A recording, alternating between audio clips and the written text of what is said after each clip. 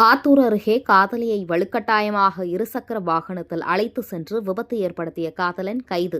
சேலம் மாவட்டம் தலைவாசல் மும்முடி பகுதியைச் சேர்ந்த தர்மலிங்கத்தின் மகள் கவியரசி, வயது 19. இவர் சேலம் அரசினர் மகளிர் கலைக்கல்லூரியில் பிஎஸ்சி படித்து வருகிறார். இந்நிலையில் சென்னையில் வேலை பார்க்கும் நாவக்குறிச்சி பகுதியைச் சேர்ந்த ஐடி ஏசி மெக்கானிக் வினோத் 20 என்பவருடன் பழக்கம் ஏற்பட்டு இருவரும் காதலித்து வந்ததாக கூறப்படுகிறது.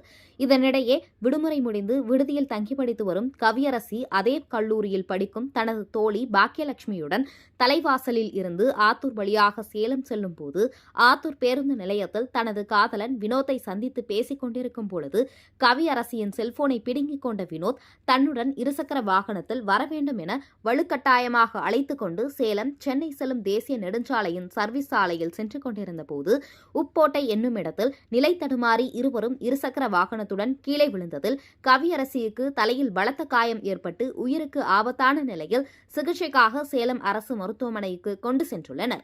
இந்த விபத்து குறித்து வழக்கு பதிவு செய்த ஆத்தூர் நகர போலீசார் காதலன் வினோத்தை கைது செய்து விசாரணை மேற்கொண்டு வருகின்றனர்.